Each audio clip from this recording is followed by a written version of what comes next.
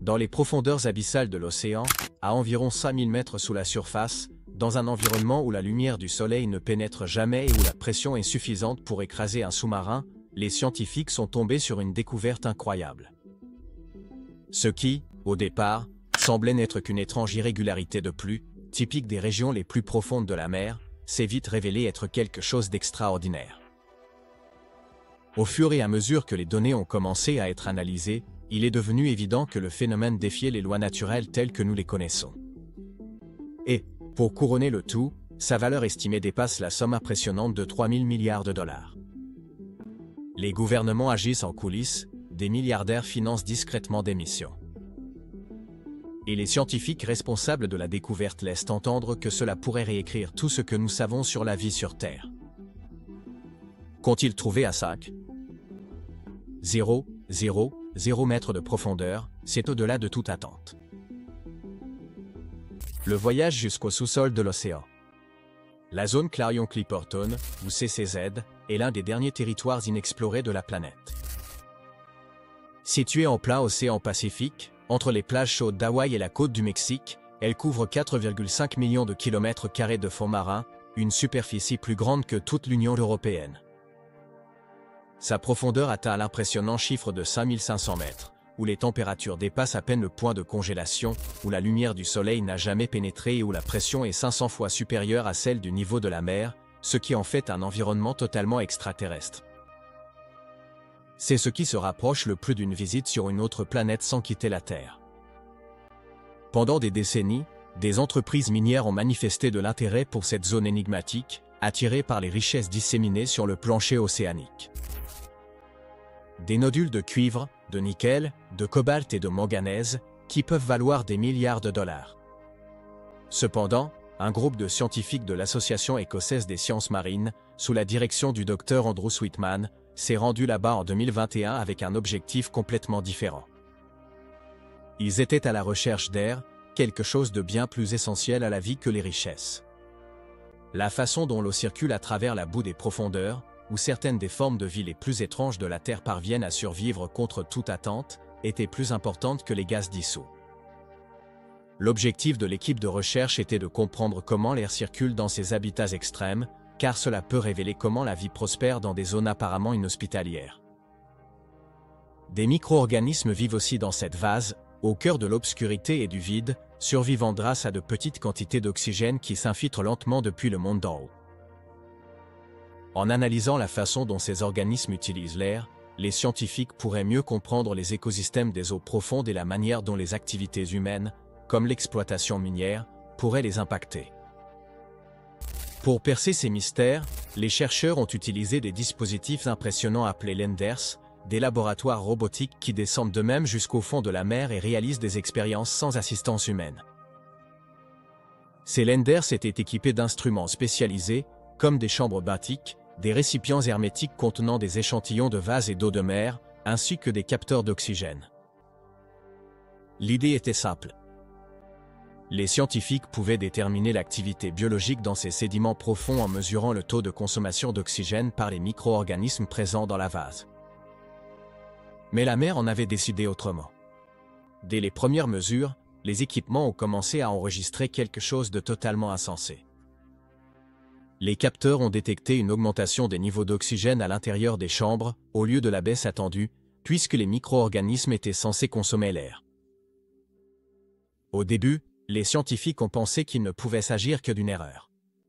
L'un des chercheurs a commenté « On apprend à se méfier de ces instruments quand on travaille à de telles profondeurs. L'eau salée peut corrompre même l'équipement le mieux conçu. L'énorme pression peut déformer les métaux et le froid affecte l'électronique. C'est pourquoi ils ont tout vérifié. Ils ont recalibré les capteurs, refait les tests, envoyé de nouveaux Landers dans des zones différentes. Même ainsi, malgré tous les efforts, le résultat impossible continuait d'apparaître. Les niveaux d'oxygène augmentaient, alors qu'ils auraient dû baisser. Après 5 ans de tests rigoureux, lors de plusieurs expéditions, l'équipe a dû faire face à une conclusion choquante. Quelque chose au fond de l'océan, dans l'obscurité totale, défiait les lois de la nature. Cette découverte a tout bouleversé. Nous savons depuis toujours que les plantes et les algues produisent de l'air respirable grâce à la photosynthèse, en utilisant la lumière du soleil pour séparer les molécules d'eau. C'est pourquoi trouver cette production d'oxygène dans les profondeurs sans lumière, c'était comme découvrir du feu sous l'eau. L'équipe a dû commencer à envisager des explications radicales. Se pourrait-il que certains minéraux libèrent de l'oxygène en réagissant avec l'eau de mer? Se produisait-il une réaction chimique encore inconnue? Ou alors, peut-être, une forme de vie totalement nouvelle, capable de produire de l'oxygène d'une manière que nous ne comprenons pas encore? Les conséquences de cette découverte vont bien au-delà de la simple curiosité scientifique. Le fait que l'oxygène puisse être généré en l'absence de lumière solaire et d'êtres vivants connus remet en question notre compréhension fondamentale du fonctionnement des écosystèmes des grandes profondeurs. Dans le contexte de l'histoire primitive de la Terre, lorsque l'atmosphère était encore pauvre en oxygène, cela pourrait aider à expliquer comment la vie a survécu. Cela pourrait même ouvrir la possibilité de découvrir de la vie sur des mondes océaniques comme Europe ou Encelade, des lunes où la lumière du soleil n'atteint jamais, mais où des processus chimiques capables de soutenir la vie pourraient exister. Soudain, la CCZ n'est plus seulement un champ minier prometteur, mais devient un laboratoire naturel, révélant des processus invisibles. Le désir des mineurs pour ces nodules métalliques pourrait même être lié au mystère, car l'interaction entre les métaux et l'eau salée peut générer des réactions inattendues. Cette découverte est un rappel effrayant que, même à l'ère de la technologie avancée, il reste encore d'immenses mystères au fond de l'océan. Le projet de l'océan. Les lois étaient en train de changer au fond de la mer. Une révélation impressionnante est tombée sur l'équipe de recherche alors qu'ils analysaient les dernières données de leur drone sous-marin.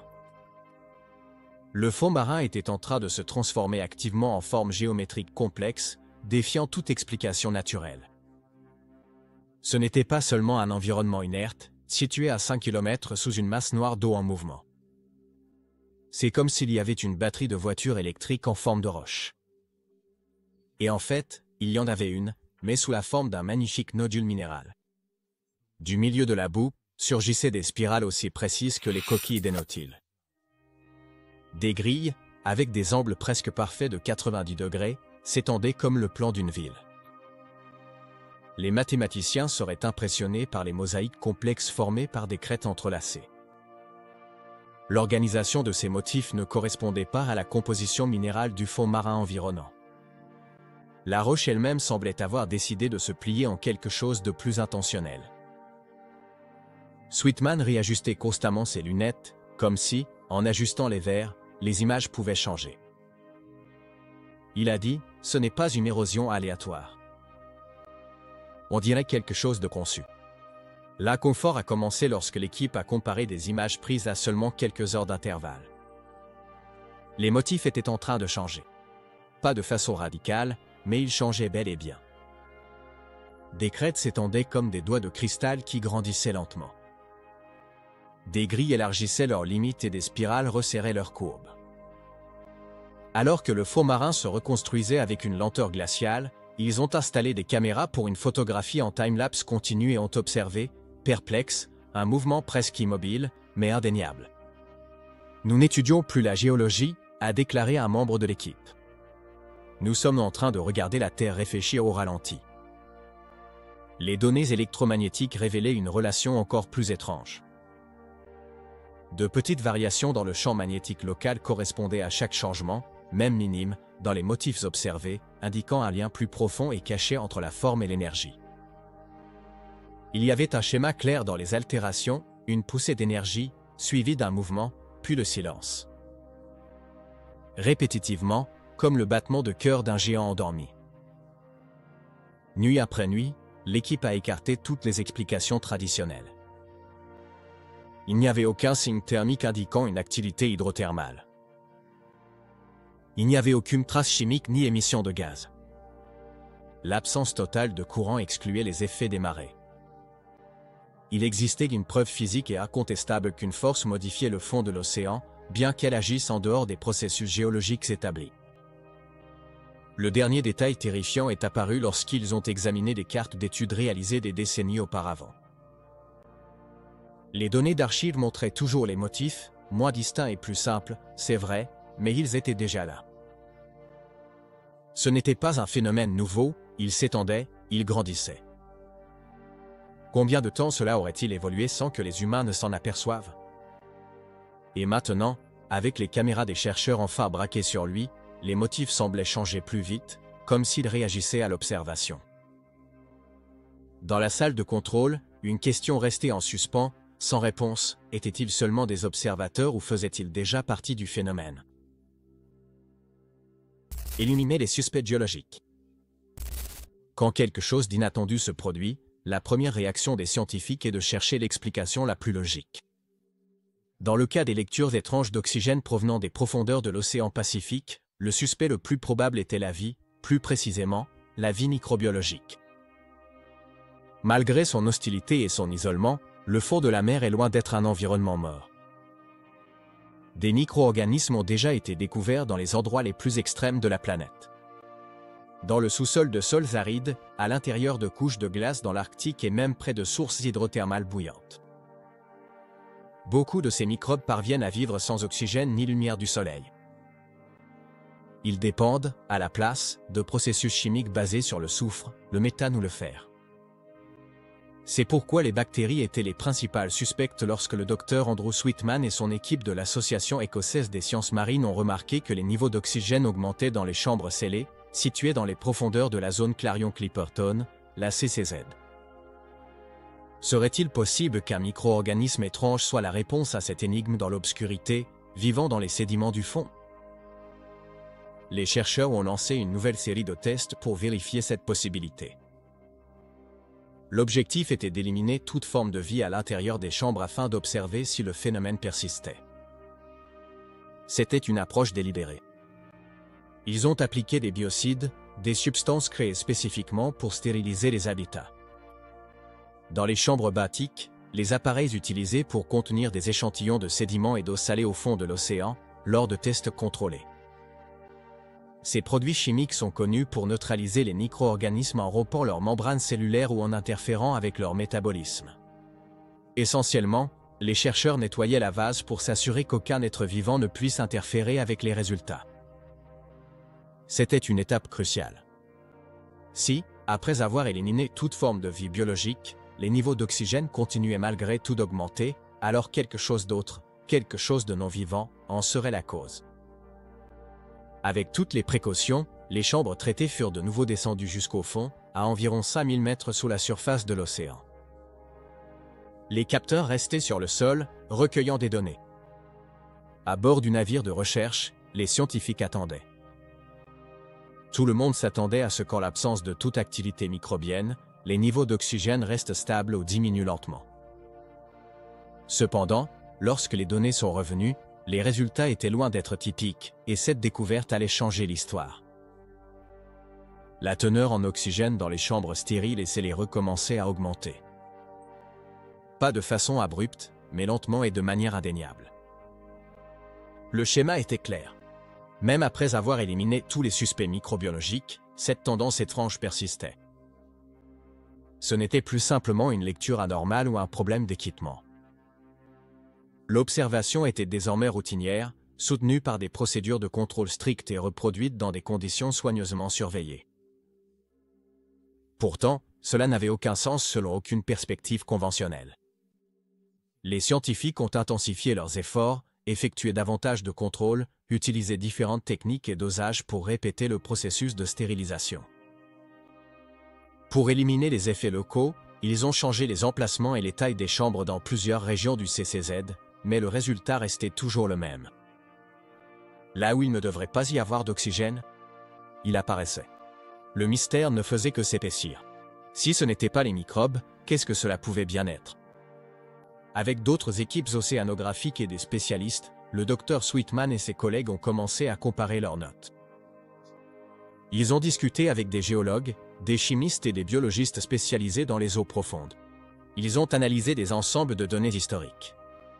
Y aurait-il un processus chimique produisant des gaz? Se pourrait-il qu'une réaction entre le sédiment et l'eau salée se produise, que personne n'ait encore observée? Ou bien existait-il une explication totalement différente, quelque chose que nous n'avions pas encore découvert? Le fait qu'il n'y ait pas d'explication biologique était troublant. Après tout, dans les systèmes aquatiques, la vie est souvent le facteur imprévisible.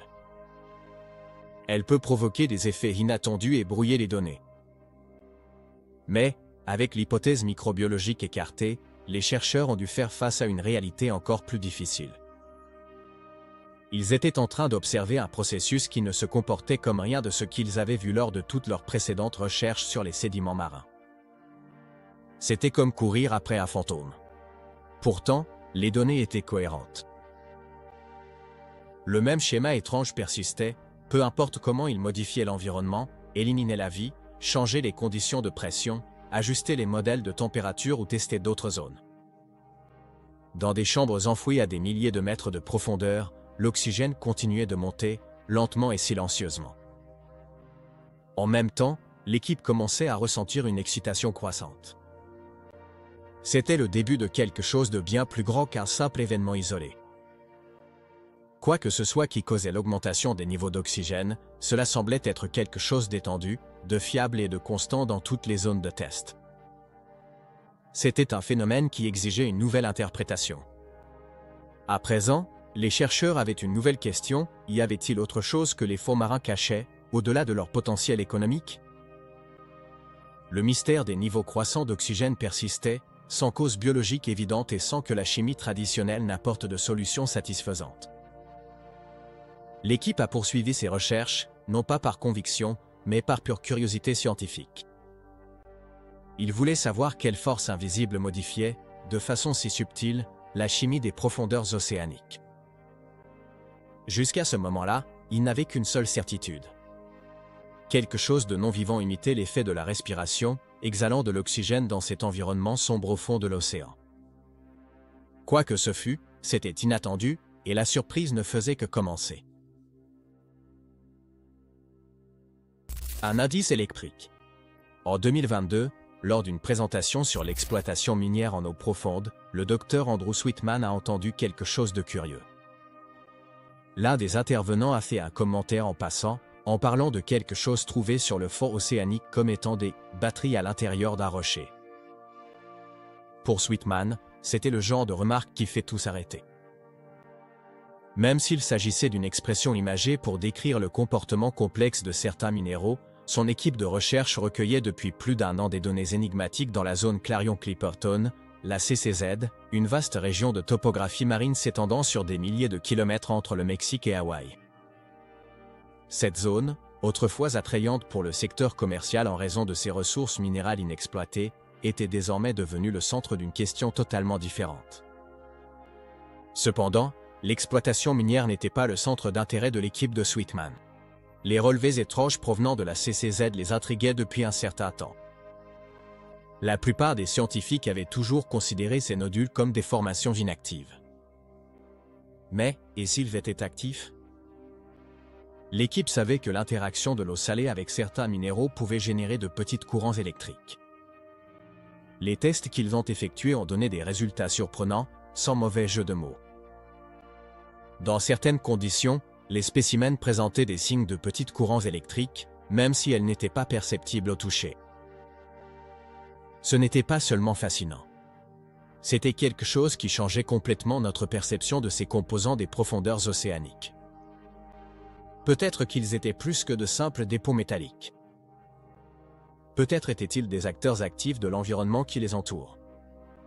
Cette découverte a soulevé toute une série de nouvelles questions. Quel est l'effet de cette activité électrique sur les étranges créatures qui habitent ces zones? Quel rôle joue-t-elle dans la chimie des grands fonds marins? Et peut-être le plus important, quelles pourraient être les conséquences inattendues de l'extraction de ces objets dans un écosystème aussi fragile? Après tout, ce commentaire anodin s'était révélé plus vrai que quiconque ne l'imaginait. Il a servi de rappel aux scientifiques que, même dans les recoins les plus profonds de la Terre, il existe encore des mystères que nous commençons à peine à comprendre. Avant de commencer à modifier ces environnements, nous devons nous assurer de les comprendre entièrement. Il semble que les abysses de l'océan nous réservent encore bien des surprises. Jusqu'à ce moment-là, aucun membre de l'équipe ne se sentait prêt à faire des spéculations publiques. La science était encore en cours d'élaboration, et le phénomène restait, pour l'instant, trop insaisissable. Cependant, ce qui était auparavant écarté comme un simple bruit de fond géologique, sans lien avec les mystères qu'ils étudiaient, devenait désormais le centre de toute leur attention. Ils avaient trouvé un indice. Ce n'était pas une conclusion, mais cela offrait une nouvelle piste de recherche, ce qui, dans le monde scientifique, est extrêmement précieux. Une piste comme il n'y en avait jamais eu auparavant. Un volt sorti du néant. Quelque chose d'inattendu s'est produit plus tard, dans le laboratoire installé à bord du navire de recherche, flottant à des centaines de kilomètres des côtes, au-dessus de l'une des régions les plus isolées de l'océan Pacifique. Les différences de tension, les variations de courant et les gradients électrochimiques sont des observations courantes lors d'un voyage d'exploration en haute mer, et l'équipe a effectué des diagnostics de routine. Le plus souvent, ces études peu engageantes ont simplement confirmé ce que les scientifiques savaient déjà. Mais cette fois, l'appareil a détecté une anomalie, un signal électrique de faible intensité mais constant. Environ 1 volt. Cela peut ne pas sembler grand-chose. Comparé à l'électricité nécessaire pour allumer une ampoule, ce n'est presque rien. Mais pour les scientifiques travaillant à des milliers de mètres sous terre, dans un environnement où la chimie, la pression et la température sont supposées stables et prévisibles, cela suffisait à soulever de nombreuses questions. D'où vient ce volt ? Il n'y avait aucune source d'électricité à proximité. Aucun organisme assez grand pour produire une telle charge, pas de mouvement, pas de chaleur. Rien, selon les modèles connus, ne pouvait générer de l'énergie à cet endroit. Pourtant, le courant restait stable. Et ce n'était pas une erreur d'équipement. L'équipe a effectué plusieurs vérifications, a changé d'instrument. Les résultats sont restés les mêmes. Dans les profondeurs de l'ombre, quelque chose poussait les électrons dans une seule direction. Elle était constante, lente et silencieuse, presque imperceptible, à moins de vraiment la chercher. Mais maintenant qu'elle avait été découverte, il était impossible de l'ignorer. Les possibilités générées par un simple volt étaient encore plus fascinantes. Même un faible courant électrique peut stimuler des réactions chimiques dans les bonnes conditions. C'est le principe même de l'électrochimie. Avec suffisamment de temps, même des tensions minimes peuvent modifier de façon significative la composition moléculaire d'une solution. C'est ainsi que l'eau de mer fait rouiller le métal. C'est ainsi que les sources hydrothermales produisent des substances qui soutiennent la vie. Et c'est aussi la manière invisible dont l'énergie traverse des régions apparemment inertes.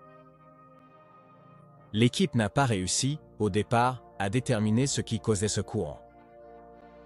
Il n'y avait aucune pièce mobile, aucun agent biologique comme les anguilles électriques, aucune différence de température, rien qui corresponde au modèle traditionnel. L'environnement lui-même semblait étrange, ou peut-être auto-alimenté. Au sein de l'équipe, des rumeurs ont commencé à circuler sur des réactions électrochimiques jamais étudiées dans ce type d'environnement, possibles uniquement dans des conditions de pression et de température qui existent à 5 km sous la surface de l'océan. Les chercheurs n'ont pas discuté publiquement de la découverte. Non pas parce qu'ils voulaient la cacher, mais simplement parce qu'ils ne savaient pas encore comment l'interpréter.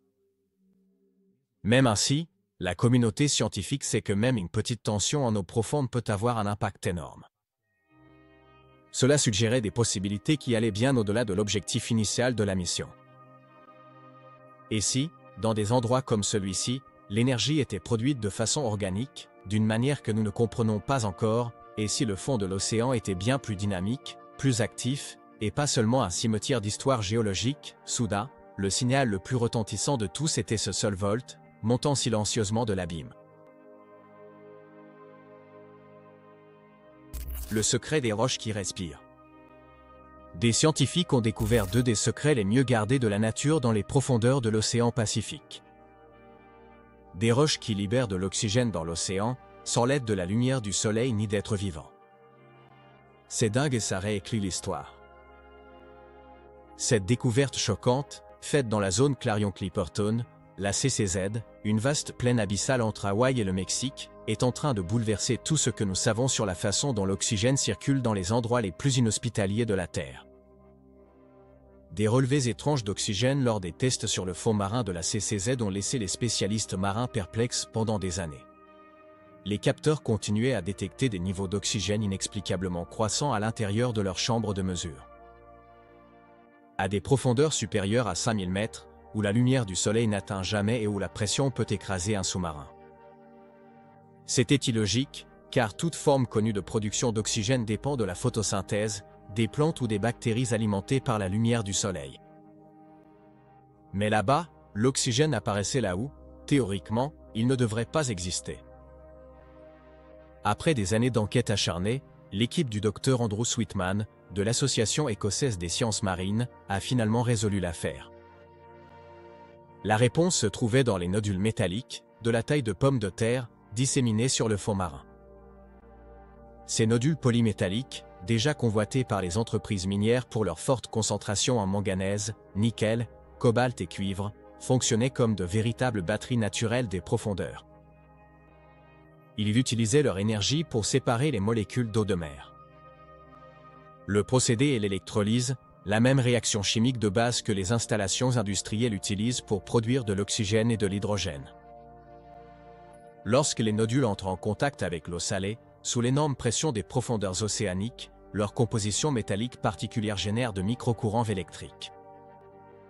Ces courants sont juste assez puissants pour séparer les molécules d'eau en leur gaz constitutif, l'oxygène, qui commence à bouillonner lentement dans l'environnement alentour, et l'hydrogène, qui se dissipe dans l'eau. Cette synthèse d'oxygène obscur est un tout nouveau type de production naturelle d'oxygène. C'est purement géochimique, une astuce de chimie et de physique qui se déroule dans le laboratoire à haute pression de la nature elle-même, contrairement aux processus biologiques que nous connaissons depuis des siècles. Les applications touchent plusieurs domaines de la science. Pour les biologistes marins, cela signifie que les habitats des grandes profondeurs pourraient disposer de sources d'oxygène auxquelles nous n'avions jamais pensé, soutenant des formes de vie d'une manière que nous ne comprenons pas encore totalement. Pour les astronomes, cette découverte ouvre de nouvelles perspectives dans la recherche de vie sur des mondes océaniques comme Europe, où des fonds marins riches en métaux pourraient produire de l'oxygène même en l'absence de lumière solaire. Pour les géochimistes, ce processus doit désormais être pris en compte dans les modèles décrivant les océans primitifs de la Terre, avant même l'apparition de la photosynthèse. Cependant, cette innovation soulève également de sérieuses questions environnementales. La CCZ se trouve à l'épicentre des projets d'exploitation minière en eau profonde, précisément à cause de ces nodules. Le retrait de ces pierres respiratoires naturelles pourrait, sans le vouloir, modifier les niveaux d'oxygène dont dépend la vie marine des profondeurs depuis des milliers d'années, avec des conséquences imprévisibles pour l'un des derniers écosystèmes vierges de la Terre. Comme le souligne le Dr Sweetman, ce n'est pas seulement une question de curiosité scientifique. Nous avons découvert une fonction fondamentale de la Terre qui était cachée sous nos yeux. À présent, nous devons la comprendre avant d'intervenir. Ces roches métalliques des profondeurs servent de rappel puissant de tout ce que nous ignorons encore sur notre propre planète. Le dernier grand mystère ne se trouve peut-être pas dans l'espace, mais dans les eaux sombres et profondes de nos océans. Cette découverte nous oblige à réévaluer tout ce que nous savons sur la chimie qui soutient la vie et sur les conditions dans lesquelles elle peut exister.